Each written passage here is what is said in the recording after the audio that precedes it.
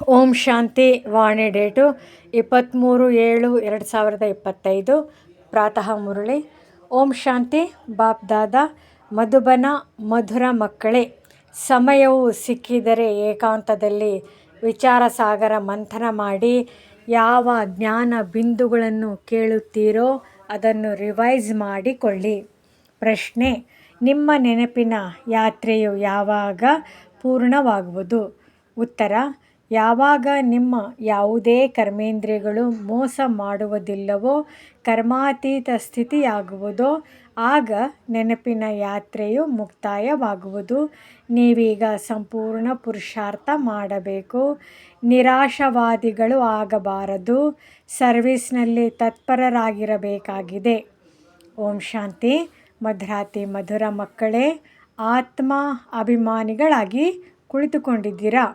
ಮಕ್ಕಳು ತಿಳಿಯುತ್ತಾರೆ, ಅರ್ಧಕಲ್ಪ ನಾವು ದೇಹಾಭಿಮಾನಿಗಳಾಗಿದ್ದೆವು, ಈಗ ದೇಹಿ ಅಭಿಮಾನಿಯಾಗಿರಲು ಪರಿಶ್ರಮ ಪಡಬೇಕಾಗಿದೆ. ತಂದೆಯು ಬಂದು ತಿಳಿಸುತ್ತಾರೆ, ತಮ್ಮನ್ನು ಆತ್ಮವೆಂದು ಕುಳಿತುಕೊಳ್ಳಿ. ಆಗಲೇ ತಂದೆಯ ನೆನಪು ಬರುವುದು. ಇಲ್ಲದಿದ್ದರೆ ಮರೆತು ಹೋಗುತ್ತೀರಿ. ನೆನಪೇ ಮಾಡದಿದ್ದರೆ ಯಾತ್ರೆಯನ್ನು ಹೇಗೆ ಮಾಡುವಿರಿ? ಪಾಪಗಳು ಹೇಗೆ ಕಳೆಯುತ್ತವೆ? ಇನ್ನೂ ನಷ್ಟ ಉಂಟಾಗುವುದು. ಇದು ಮುಖ್ಯ ಮಾತಾಗಿದೆ. ಇದನ್ನು ಪದೇ ಪದೇ ನೆನಪು ಮಾಡಿಕೊಳ್ಳಿ. ಉಳಿದಂತೆ ತಂದೆಯು ಅನೇಕ ಪ್ರಕಾರದ ಯುಕ್ತಿಗಳನ್ನು ತಿಳಿಸುತ್ತಾರೆ. ಸರಿ ಯಾವುದು, ತಪ್ಪು ಯಾವುದು ಎಂಬುದನ್ನು ತಿಳಿಸುತ್ತಾರೆ. ತಂದೆಯಂತೂ ಜ್ಞಾನ ಸಾಗರನಾಗಿದ್ದಾರೆ. ಭಕ್ತಿಯು ಗೊತ್ತಿದೆ. ಮಕ್ಕಳು ಭಕ್ತಿಯಲ್ಲಿ ಏನೇನು ಮಾಡಬೇಕಾಗುತ್ತದೆ, ಈ ಯಜ್ಞ ತಪ ಇತ್ಯಾದಿಗಳನ್ನು ಮಾಡುವುದೆಲ್ಲವೂ ಭಕ್ತಿ ಮಾರ್ಗವೆಂದು ತಿಳಿಸುತ್ತಾರೆ. ಭಲೆ ಅಲ್ಲಿ ತಂದೆಯ ಮಹಿಮೆ ಮಾಡುತ್ತಾರೆ, ಆದರೆ ಉಲ್ಟಾ ವಾಸ್ತವದಲ್ಲಿ ಕೃಷ್ಣನ ಮಹಿಮೆಯನ್ನು ಸಹ ಪೂರ್ಣವಾಗಿ ಅರಿತುಕೊಂಡಿಲ್ಲ. ಪ್ರತಿಯೊಂದು ಮಾತನ್ನು ತಿಳಿದುಕೊಳ್ಳಬೇಕಲ್ಲವೇ? ಹೇಗೆ ಕೃಷ್ಣನನ್ನು ವೈಕುಂಠನಾಥನೆಂದು ಹೇಳಲಾಗುತ್ತದೆ? ಇದಕ್ಕೆ ತಂದೆಯು ಹೇಳುತ್ತಾರೆ, ಮಕ್ಕಳೇ, ಕೃಷ್ಣನಿಗೆ ತ್ರಿಲೋಕಿನಾಥನೆಂದು ಹೇಳಲಾಗುತ್ತದೆಯೇ? ತ್ರಿಲೋಕಿನಾಥನೆಂದು ಗಾಯನ ಮಾಡುತ್ತಾರಲ್ಲವೇ? ತ್ರಿಲೋಕಿನಾಥ್ ಅರ್ಥಾತ್ 3 ಲೋಕ, ಮೂಲವತನ, ಸೂಕ್ಷ್ಮವತನ, ಸ್ಥೂಲವತನ. ನೀವು ಮಕ್ಕಳಿಗೆ ತಿಳಿಸಲಾಗಿದೆ, ನೀವು ಬ್ರಹ್ಮಾಂಡಕ್ಕೂ ಮಾಲೀಕರಾಗಿದ್ದೀರಿ. ನಾನು ಬ್ರಹ್ಮಾಂಡದ ಮಾಲೀಕನೆಂದು ಕೃಷ್ಣನು ತಿಳಿದುಕೊಂಡಿರುವನೇ? ಇಲ್ಲ. ಕೃಷ್ಣನಂತೂ ವೈಕುಂಠದಲ್ಲಿದ್ದನು. ಸ್ವರ್ಗದ ಹೊಸ ಪ್ರಪಂಚಕ್ಕೆ ವೈಕುಂಠವೆಂದು ಹೇಳಲಾಗುತ್ತದೆ. ಅಂದಾಗ ವಾಸ್ತವದಲ್ಲಿ ತ್ರಿಲೋಕಿನಾಥರು ಯಾರೂ ಇಲ್ಲ.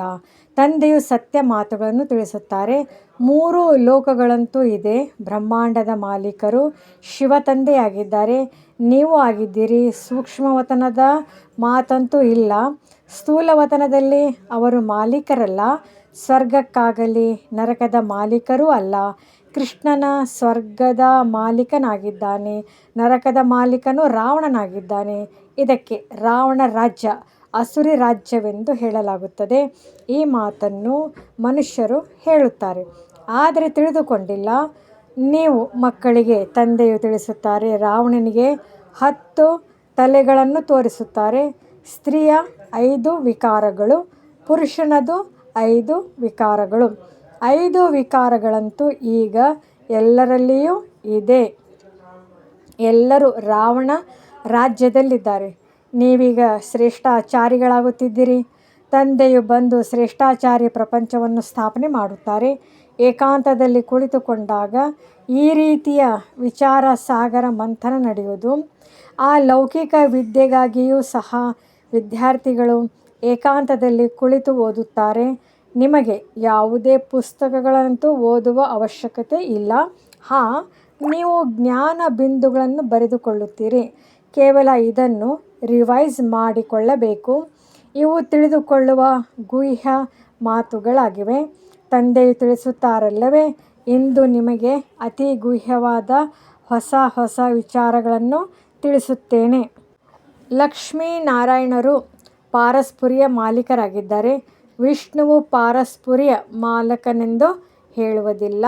ವಿಷ್ಣುವೇ ಲಕ್ಷ್ಮೀನಾರಾಯಣರೆಂಬುದನ್ನು ಸಹ ತಿಳಿದುಕೊಂಡಿಲ್ಲ. ಈಗ ನೀವು ಸಾರ ರೂಪದಲ್ಲಿ ಗುರಿ ಧ್ಯೇಯವನ್ನು ತಿಳಿಸಿಕೊಡುತ್ತೀರಿ. ಬ್ರಹ್ಮ ಸರಸ್ವತಿಯೂ ಸಹ ಪರಸ್ಪರ ದಂಪತಿಗಳಲ್ಲ, ಇವರಂತೂ ಪ್ರಜಾಪಿತ ಬ್ರಹ್ಮನಲ್ಲವೇ?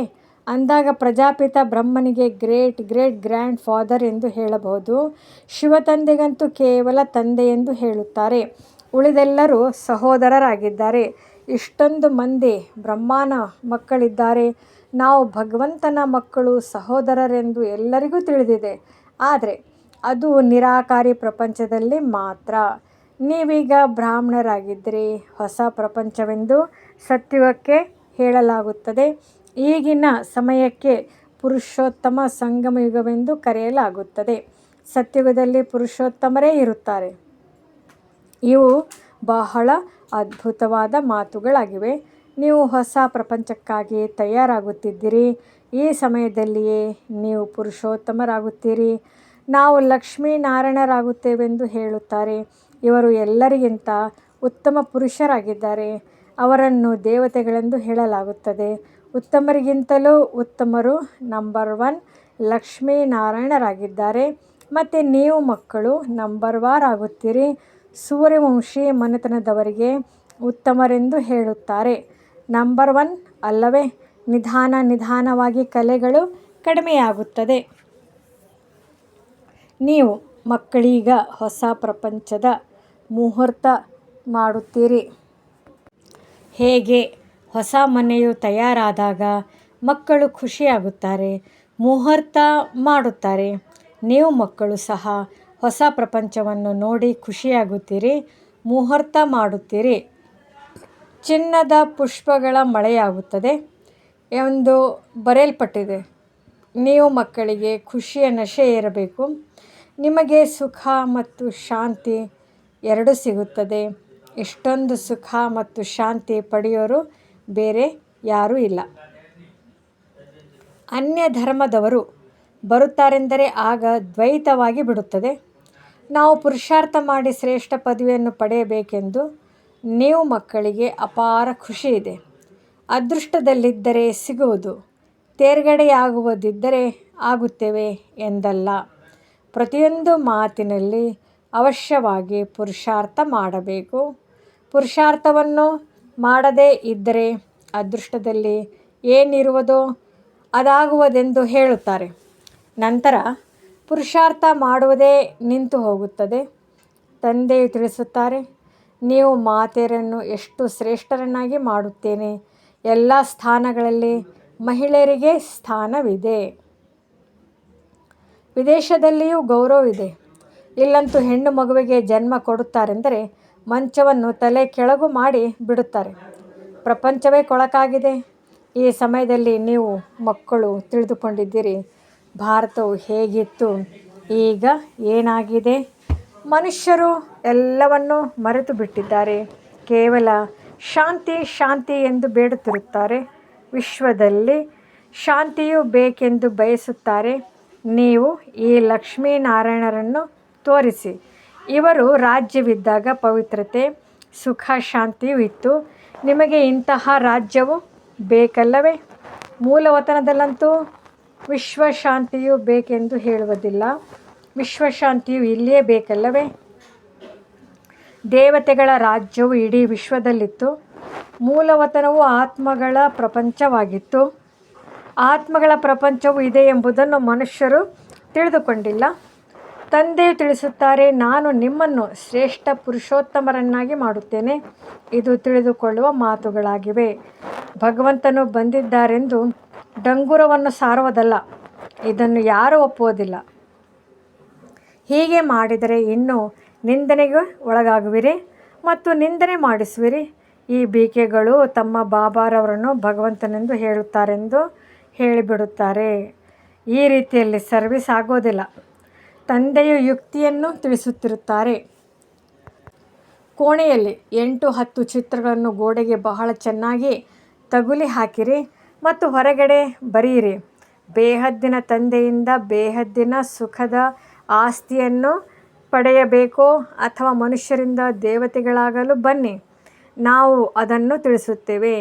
ಹೀಗೆ ಅನೇಕರು ಬರತೊಡಗುತ್ತಾರೆ, ತಾವಾಗಿಯೇ ಬರುತ್ತಾರೆ. ವಿಶ್ವದಲ್ಲಿ ಶಾಂತಿಯಂತೂ ಇತ್ತಲ್ಲವೇ? ಈಗ ಎಷ್ಟೊಂದು ಧರ್ಮಗಳಿವೆ. ತಮೋ ಪ್ರಧಾನ ಪ್ರಪಂಚದಲ್ಲಿ ಶಾಂತಿ ಸ್ಥಾಪನೆಯಾಗಲು ಹೇಗೆ ಸಾಧ್ಯ? ವಿಶ್ವಶಾಂತಿಯನ್ನು ಭಗವಂತನೇ ಸ್ಥಾಪಿಸಲು ಸಾಧ್ಯ. ಶಿವ ತಂದೆಯು ಬರುತ್ತಾರೆಂದರೆ ಏನನ್ನಾದರೂ ಉಡುಗೊರೆಯನ್ನು ತರುತ್ತಾರಲ್ಲವೇ? ಒಬ್ಬರೇ ತಂದೆಯಾಗಿದ್ದಾರೆ. ಅವರು ಬಹಳ ದೂರದಿಂದ ಬರುತ್ತಾರೆ ಮತ್ತು ಒಂದೇ ಬಾರಿ ಬರುತ್ತಾರೆ. ಇಷ್ಟು ದೊಡ್ಡ ತಂದೆಯು 5000 ವರ್ಷಗಳ ನಂತರ ಬರುತ್ತಾರೆ. ಯಾತ್ರೆಯಿಂದ ಹಿಂದಿರುಗುವಾಗ ಮಕ್ಕಳಿಗೆ ಉಡುಗೊರೆಯನ್ನು ತೆಗೆದುಕೊಂಡು ಬರುತ್ತಾರಲ್ಲವೇ? ಸ್ತ್ರೀಗೆ ಪತಿಯು, ಮಕ್ಕಳಿಗೆ ತಂದೆಯಂತೂ ಆಗುತ್ತಾರಲ್ಲವೇ? ನಂತರ ತಾತ ಮುತ್ತಾತನಾಗುತ್ತಾರೆ. ಇವರಿಗೆ ನೀವು ತಂದೆ ಎಂದು ಹೇಳುತ್ತೀರಿ, ಮತ್ತು ತಾತನೂ ಆಗುವರು, ಗ್ರೇಟ್ ಗ್ರೇಟ್ ಗ್ರ್ಯಾಂಡ್ ಫಾದರ್ ಆಗುವರು. ವಂಶಾವಳಿಯಲ್ಲವೇ? ಆಡಮ್ ಆದಿ ದೇವನೆಂದು ಹೆಸರಿದೆ, ಆದರೆ ಮನುಷ್ಯರು ತಿಳಿದುಕೊಂಡಿಲ್ಲ. ನೀವು ಮಕ್ಕಳಿಗೆ ತಂದೆಯು ತಿಳಿಸುತ್ತಾರೆ. ತಂದೆಯ ಮೂಲಕ ನೀವು ಸೃಷ್ಟಿ ಚಕ್ರದ ಚರಿತ್ರೆ ಭೂಗೋಳವನ್ನು ಅರಿತುಕೊಂಡು ಚಕ್ರವರ್ತಿ ರಾಜರಾಗುತ್ತೀರಿ. ತಂದೆಯು ಎಷ್ಟು ಪ್ರೀತಿ ಮತ್ತು ರುಚಿಯಿಂದ ಓದಿಸುತ್ತಾರೆ ಅಂದಾಗ ಅಷ್ಟು ರುಚಿಯಿಂದ ಓದಬೇಕಲ್ಲವೇ? ಬೆಳಗಿನ ಸಮಯದಲ್ಲಂತೂ ಎಲ್ಲರೂ ಬಿಡುವಾಗಿರುತ್ತಾರೆ. ಬೆಳಗಿನ ತರಗತಿಯು ಕೇವಲ ಅರ್ಧ ಮುಕ್ಕಾಲು ಗಂಟೆಯ ಸಮಯ ಇರುತ್ತದೆ. ಆದ್ದರಿಂದ ಕೇವಲ ಮುರಳಿಯನ್ನು ಕೇಳಿ ಹೊರಟು ಹೋಗಿ. ನೆನಪನ್ನಂತೂ ನೀವು ಎಲ್ಲಿಯಾದರೂ ಮಾಡಬಲ್ಲಿರಿ. ಭಾನುವಾರದ ದಿನವಂತೂ ರಜೆ ಇರುವುದು. ಅಂದು ಮುಂಜಾನೆ 2-3 ಗಂಟೆಗೆ ಎದ್ದು ನೆನಪಿನಲ್ಲಿ ಕುಳಿತು ಬಿಡಿ. ದಿನದ ಸಂಪಾದನೆಯನ್ನು ಮಾಡಿಕೊಳ್ಳಿ. ಪೂರ್ಣ ಜೋಳಿಗೆಯನ್ನು ತುಂಬಿಸಿಕೊಳ್ಳಿ. ಸಮಯವಂತೂ ಸಿಗುತ್ತದೆಯಲ್ಲವೇ? ಮಾಯೆ ಬಿರುಗಾಳಿಗಳು ಬರುವುದರಿಂದ ನೆನಪು ಮಾಡಲು ಸಾಧ್ಯವಾಗುವುದಿಲ್ಲ. ತಂದೆಯು ಬಹಳ ಸಹಜವಾಗಿ ತಿಳಿಸಿಕೊಡುತ್ತಾರೆ. ಭಕ್ತಿ ಮಾರ್ಗದಲ್ಲಿ ಎಷ್ಟೊಂದು ಸತ್ಸಂಗಗಳಿವೆ. ಹೋಗುತ್ತಾರೆ ಕೃಷ್ಣನ ಮಂದಿರದಲ್ಲಿ, ನಂತರ ಶ್ರೀನಾಥನ ಮಂದಿರದಲ್ಲಿ, ಮತ್ತೆ ಇನ್ಯಾರದೋ ಮಂದಿರಕ್ಕೆ ಹೋಗುತ್ತಾರೆ. ಯಾತ್ರೆಯಲ್ಲಿಯೂ ಸಹ ಎಷ್ಟೊಂದು ವ್ಯಭಿಚಾರಿಯಾಗುತ್ತಾರೆ. ಇಷ್ಟೊಂದು ಕಷ್ಟವನ್ನು ತೆಗೆದುಕೊಳ್ಳುತ್ತಾರೆ, ಆದರೆ ಲಾಭವೇನೂ ಇಲ್ಲ. ನಾಟಕದಲ್ಲಿ ಇದು ಸಹ ನಿಗದಿಯಾಗಿದೆ, ಮತ್ತೆ ಕಲ್ಪದ ನಂತರವೂ ಆಗುವುದು. ನೀವು ಆತ್ಮಗಳಲ್ಲಿ ಪಾತ್ರವು ತುಂಬಲ್ಪಟ್ಟಿದೆ. ಸತ್ಯಯುಗ ತ್ರೇತಾಯುಗದಲ್ಲಿ ಯಾವ ಪಾತ್ರವನ್ನು ಕಲ್ಪದ ಹಿಂದೆ ಅಭಿನಯಿಸಿದ್ದೀರೋ ಅದನ್ನೇ ಅಭಿನಯಿಸುತ್ತೀರಿ. ಮಂದ ಬುದ್ಧಿಯವರು ಇದನ್ನು ಸಹ ತಿಳಿದುಕೊಳ್ಳುವುದಿಲ್ಲ. ಯಾರು ಸೂಕ್ಷ್ಮ ಬುದ್ಧಿಯವರಿದ್ದಾರೆಯೋ ಅವರೇ ಚೆನ್ನಾಗಿ ತಿಳಿದುಕೊಂಡು ಅನ್ಯರಿಗೂ ತಿಳಿಸಿಕೊಡುತ್ತಾರೆ. ಈ ಅನಾದಿ ನಾಟಕವು ಮಾಡಲ್ಪಟ್ಟಿದೆ ಎಂಬುದು ಅವರಿಗೆ ಅಂತರ್ಯದಲ್ಲಿ ಭಾಸವಾಗುತ್ತದೆ. ಇದು ಬೇಹದ್ದಿನ ನಾಟಕವೆಂಬುದನ್ನು ಪ್ರಪಂಚದಲ್ಲಿ ಯಾರೂ ತಿಳಿದುಕೊಂಡಿಲ್ಲ. ಇದನ್ನು ತಿಳಿದುಕೊಳ್ಳುವುದರಲ್ಲಿ ಸಮಯ ಹಿಡಿಸುತ್ತದೆ. ಪ್ರತಿಯೊಂದು ಮಾತನ್ನು ವಿಸ್ತಾರವಾಗಿ ತಿಳಿಸಿ ಮತ್ತೆ ಹೇಳಲಾಗುತ್ತದೆ. ಮುಖ್ಯವಾದುದು ನೆನಪಿನ ಯಾತ್ರೆಯಾಗಿದೆ. ಸೆಕೆಂಡಿನಲ್ಲಿ ಜೀವನ್ಮುಕ್ತಿ ಎಂದು ಗಾಯನವಿದೆ ಮತ್ತು ಇದು ಗಾಯನವಿದೆ. ಜ್ಞಾನ ಸಾಗರನಾಗಿದ್ದಾರೆ. ಇಡೀ ಸಾಗರವನ್ನು ಶಾಹಿಯನ್ನಾಗಿ ಮಾಡಿಕೊಂಡು ಗಿಡ ಮರಗಳನ್ನು ಲೇಖನಿಯನ್ನಾಗಿ ಮಾಡಿ ಆಕಾಶ ಭೂಮಿಯನ್ನು ಕಾಗದವನ್ನಾಗಿ ಮಾಡಿಕೊಂಡರೂ ಸಹ ಜ್ಞಾನಸಾಗರನ ಮಹಿಮೆಯನ್ನು ಮುಗಿಸಲು ಸಾಧ್ಯವಿಲ್ಲ. ಆರಂಭದಿಂದ ಹಿಡಿದು ನೀವು ಎಷ್ಟೊಂದು ಬರೆಯುತ್ತಾ ಬಂದಿದ್ದೀರಿ. ಬಹಳಷ್ಟು ಕಾಗದಗಳಾಗಿ ಬಿಡುವುದು. ನೀವೇನೂ ಅಲೆದಾಡಬೇಕಾಗಿಲ್ಲ. ಮುಖ್ಯವಾದವರು ತಂದೆಯಾಗಿದ್ದಾರೆ. ತಂದೆಯನ್ನು ನೆನಪು ಮಾಡಬೇಕಾಗಿದೆ. ಇಲ್ಲಿಯೂ ಸಹ ನೀವು ಶಿವತಂದೆಯ ಬಳಿ ಬರುತ್ತೀರಿ. ಶಿವತಂದೆಯು ಇವರಲ್ಲಿ ಪ್ರವೇಶ ಮಾಡಿ ನಿಮಗೆ ಎಷ್ಟು ಪ್ರೀತಿಯಿಂದ ಓದಿಸುತ್ತಾರೆ. ಯಾವುದೇ ಹೆಗ್ಗಳಿಕೆ ಇಲ್ಲ. ತಂದೆಯು ತಿಳಿಸುತ್ತಾರೆ, ನಾನು ಹಳೆಯ ಶರೀರದಲ್ಲಿ ಬರುತ್ತೇನೆ. ಹೇಗೆ ಸಾಧಾರಣವಾಗಿ ಬಂದು ತಂದೆಯು ಓದಿಸುತ್ತಾರೆ. ಯಾವುದೇ ಅಹಂಕಾರವಿಲ್ಲ. ತಂದೆಯು ತಿಳಿಸುತ್ತಾರೆ, ನೀವು ನನಗೆ ಪತಿತ ಪ್ರಪಂಚ, ಪತಿತ ಶರೀರದಲ್ಲಿ ಬಂದು ನಮಗೆ ಶಿಕ್ಷಣ ಕೊಡಿ ಎಂದು ಹೇಳುತ್ತೀರಿ. ಸತ್ಯುಗದಲ್ಲಿ ಬಂದು ವಜ್ರ ವೈಢೂರ್ಯಗಳಲ್ಲಿ ಬಂದು ಕುಳಿತುಕೊಳ್ಳಿ, ಭೋಜನವನ್ನು ಸ್ವೀಕರಿಸಿ ಎಂದು ಕರೆಯುವುದಿಲ್ಲ. ಶಿವತಂದೆಯಂತೂ ಭೋಜನ ಮಾಡುವುದಿಲ್ಲ. ಮೊದಲಂತೂ ಬಂದು ಭೋಜನವನ್ನು ಸ್ವೀಕರಿಸಿ ಎಂದು ಕರೆಸುತ್ತಿದ್ದರು. 36 ಪ್ರಕಾರದ ಭೋಜನವನ್ನು ತಿನ್ನಿಸುತ್ತಿದ್ದರು. ಇದು ಪುನಃ ಆಗುವುದು. ಇದನ್ನು ಚರಿತ್ರೆ ಎಂದು ಹೇಳಬಹುದು. ಕೃಷ್ಣನ ಚರಿತ್ರೆ ಏನಿದೆ? ಕೃಷ್ಣನಂತೂ ಸತ್ಯುಗದ ರಾಜಕುಮಾರನಾಗಿದ್ದಾರೆ. ಅವನಿಗೆ ಪತಿತ ಪಾವನನೆಂದು ಹೇಳಲಾಗುವುದಿಲ್ಲ. ಸತ್ಯುಗದಲ್ಲಿ ಇವರು ವಿಶ್ವದ ಮಾಲೀಕರು ಹೇಗಾಗಿದ್ದಾರೆ ಎಂಬುದನ್ನು ಸಹ ಈಗ ನೀವು ತಿಳಿದುಕೊಂಡಿದ್ದೀರಿ. ಮನುಷ್ಯರಂತೂ ಸಂಪೂರ್ಣ ಅಂಧಕಾರದಲ್ಲಿದ್ದಾರೆ, ನೀವೀಗ ಸಂಪೂರ್ಣ ಪ್ರಕಾಶತೆಯಲ್ಲಿ ಬಂದಿದ್ದೀರಿ. ತಂದೆಯು ಬಂದು ರಾತ್ರಿಯನ್ನು ದಿನವನ್ನಾಗಿ ಮಾಡಿ ಬಿಡುತ್ತಾರೆ. ಅರ್ಧಕಲ್ಪ ನೀವು ರಾಜ್ಯಭಾರ ಮಾಡುತ್ತೀರಿ ಅಂದ ಮೇಲೆ ಎಷ್ಟೊಂದು ಖುಷಿ ಇರಬೇಕು. ಯಾವಾಗ ನಿಮ್ಮ ಯಾವುದೇ ಕರ್ಮೇಂದ್ರಿಯಗಳು ಮೋಸ ಮಾಡುವುದಿಲ್ಲವೋ ಆಗ ನಿಮ್ಮ ನೆನಪಿನ ಯಾತ್ರೆಯು ಕೊನೆಯಾಗುವುದು. ಕರ್ಮಾತೀತ ಸ್ಥಿತಿಯಾದಾಗ ನಿಮ್ಮ ನೆನಪಿನ ಯಾತ್ರೆಯು ಮುಕ್ತಾಯವಾಗುವುದು. ಈಗಿನ್ನೂ ಮುಕ್ತಾಯವಾಗಿಲ್ಲ. ನೀವೀಗ ಸಂಪೂರ್ಣ ಪುರುಷಾರ್ಥ ಮಾಡಬೇಕಾಗಿದೆ. ನಿರಾಶಾವಾದಿಗಳು ಕೂಡ ಆಗಬಾರದು. ಸೇವೆ ಸೇವೆ ಸೇವೆ. ತಂದೆಯು ಸಹ ಬಂದು ವೃದ್ಧ ಶರೀರದಿಂದ ಸೇವೆ ಮಾಡುತ್ತಿದ್ದಾರಲ್ಲವೇ? ತಂದೆಯು ಮಾಡಿಸುವವರಾಗಿದ್ದಾರೆ. ಇದನ್ನು ಮಾಡಿಸಬೇಕು, ಈ ಮನೆಯನ್ನು ಕಟ್ಟಿಸಬೇಕೆಂದು ಮಕ್ಕಳಿಗಾಗಿ ಎಷ್ಟೊಂದು ಚಿಂತೆ ಇರುತ್ತದೆ. ಹೇಗೆ ಲೌಕಿಕ ತಂದೆಗೆ ಹದ್ದಿನ ವಿಚಾರಗಳಿರುತ್ತವೆ, ಹಾಗೆಯೇ ಪಾರಲೌಕಿಕ ತಂದೆಗೆ ಬೇಹದ್ದಿನ ವಿಚಾರವಿರುತ್ತದೆ. ನೀವು ಮಕ್ಕಳೇ ಸರ್ವಿಸ್ ಮಾಡಬೇಕಾಗಿದೆ. ದಿನ ಪ್ರತಿದಿನ ಬಹಳ ಸಹಜವಾಗುತ್ತಾ ಹೋಗುತ್ತದೆ. ಎಷ್ಟು ವಿನಾಶಕ್ಕೆ ಸಮೀಪ ಬರುತ್ತೀರೋ ಅಷ್ಟು ಶಕ್ತಿಯು ತುಂಬುತ್ತಾ ಹೋಗುವುದು. ಕೊನೆಯಲ್ಲಿ ಭೀಷ್ಮ ಪಿತಾಮಹ ಮೊದಲಾದವರಿಗೂ ಬಾಣವು ನಾಟಿತೆಂದು ಗಾಯನವಿದೆ. ಈಗ ಬಾಣವು ನಾಟಿದರೆ ಬಹಳ ಏರುಪೇರಾಗಿ ಬಿಡುವುದು. ಇಲ್ಲಿ ಎಷ್ಟೊಂದು ಜನಸಂದಣಿಯಾಗುವುದು. ಮಾತೇ ಕೇಳಬೇಡಿ. ತಲೆ ಕೆರೆದುಕೊಳ್ಳುವುದಕ್ಕೂ ಬಿಡುವಿಲ್ಲವೆಂದು ಹೇಳುತ್ತಾರಲ್ಲವೇ? ಈ ರೀತಿಯೇನೂ ಅಲ್ಲ, ಆದರೆ ಬಹಳ ಜನಸಂದಣಿಯಾದರೆ ಈ ರೀತಿ ಹೇಳಲಾಗುತ್ತದೆ. ಯಾವಾಗ ಇಂಥವರಿಗೆ ಬಾಣ ನಾಟುವುದೋ ಆಗ ನಿಮ್ಮ ಪ್ರಭಾವ ಬೀರುವುದು. ಎಲ್ಲ ಮಕ್ಕಳಿಗೆ ತಂದೆಯ ಪರಿಚಯವಂತೂ ಸಿಗಲೇಬೇಕಾಗಿದೆ. 3 ಹೆಜ್ಜೆಗಳಷ್ಟು ಭೂಮಿಯಲ್ಲಿಯೂ ಈ ಅವಿನಾಶಿ ಆಸ್ಪತ್ರೆ ಹಾಗೂ ಈಶ್ವರ್ಯ ವಿಶ್ವವಿದ್ಯಾಲಯವನ್ನು ತೆರೆಯಬಹುದು. ಹಣವಿಲ್ಲದಿದ್ದರೂ ಪರವಾಗಿಲ್ಲ, ಚಿತ್ರಗಳಂತೂ ನಿಮಗೆ ಸಿಗುತ್ತದೆ. ಸೇವೆಯಲ್ಲಿ ಮಾನ ಅಪಮಾನ, ಸುಖ ದುಃಖ, ಚಳಿ ಬಿಸಿಲು ಎಲ್ಲವನ್ನು ಸಹನೆ ಮಾಡಬೇಕಾಗುತ್ತದೆ. ಅನ್ಯರನ್ನು ವಜ್ರ ಸಮಾನರನ್ನಾಗಿ ಮಾಡುವುದು ಕಡಿಮೆ ಮಾತೇನು? ತಂದೆಯು ಎಂದಾದರೂ ಸುಸ್ತಾಗುತ್ತಾರೆಯೇ? ನೀವೇಕೆ ಸುಸ್ತಾಗುತ್ತೀರಿ? ಮಧುರಾತಿ ಮಧುರ ಅಗಲಿ ಮರಳಿ ಸಿಕ್ಕಿರುವ ಮಕ್ಕಳ ಪ್ರತಿ ಮಾತಾಪಿತಾ ಬಾಬ್ದಾದಾರವರ ನೆನಪು, ಪ್ರೀತಿ ಹಾಗೂ ಸುಪ್ರಭಾತ. ಆತ್ಮೀಯ ಮಕ್ಕಳಿಗೆ ಆತ್ಮೀಯ ತಂದೆಯ ನಮಸ್ತೆ. ಧಾರಣೆಗಾಗಿ ಮುಖ್ಯ ಸಾರ. ಮೊದಲನೇದ್ದು, ಬೆಳಗಿನ ಸಮಯ ಅರ್ಧ ಮುಕ್ಕಾಲು ಗಂಟೆ ಬಹಳ ಪ್ರೀತಿಯಿಂದ ಹಾಗೂ ರುಚಿಯಿಂದ ವಿದ್ಯೆಯನ್ನು ಓದಬೇಕಾಗಿದೆ. ತಂದೆಯ ನೆನಪಿನಲ್ಲಿರಬೇಕು. ಎಲ್ಲ ಕರ್ಮೇಂದ್ರಿಯಗಳು ವಶದಲ್ಲಿ ಬರುತ್ತವೆ. ನೆನಪಿನ ಅಭ್ಯಾಸವಿರಲಿ. ಎರಡನೇದು, ಸರ್ವಿಸ್ನಲ್ಲಿ ಸುಖ ದುಃಖ, ಮಾನ ಅಪಮಾನ, ಚಳಿ ಬಿಸಿಲು ಎಲ್ಲವನ್ನೂ ಸಹನೆ ಮಾಡಬೇಕಾಗಿದೆ. ಎಂದು ಸರ್ವಿಸ್ನಲ್ಲಿ ಸುಸ್ತಾಗಬಾರದು. 3 ಹೆಜ್ಜೆಗಳಷ್ಟು ಭೂಮಿಯಲ್ಲಿಯೂ ಆಸ್ಪತ್ರೆ ಹಾಗೂ ವಿಶ್ವವಿದ್ಯಾಲಯವನ್ನು ತೆರೆದು ವಜ್ರ ಸಮಾನರನ್ನಾಗಿ ಮಾಡುವ ಸೇವೆ ಮಾಡಬೇಕಾಗಿದೆ. ವರದಾನ: ಸತ್ಯ ಆತ್ಮಿಕ ಸ್ನೇಹದ ಅನುಭೂತಿ ಮಾಡಿಸುವಂತಹ ಮಾಸ್ಟರ್ ಸ್ನೇಹದ ಸಾಗರ ಭವ. ಹೇಗೆ ಸಾಗರದ ತೀರಕ್ಕೆ ಹೋದಾಗ ಶೀತಲತೆ ಅನುಭವವಾಗುವುದು, ಹಾಗೆ ತಾವು ಮಕ್ಕಳು ಮಾಸ್ಟರ್ ಸ್ನೇಹದ ಸಾಗರರಾಗಿದ್ದಾಗ ಯಾವುದೇ ಆತ್ಮ ನಿಮ್ಮ ಮುಂದೆ ಬಂದಲ್ಲಿ ಅವರು ಅನುಭವ ಮಾಡಲಿ. ಸ್ನೇಹದ ಸಾಗರನ ಅಲೆ ಸ್ನೇಹದ ಅನುಭೂತಿ ಮಾಡಿಸುತ್ತಿರಬೇಕು.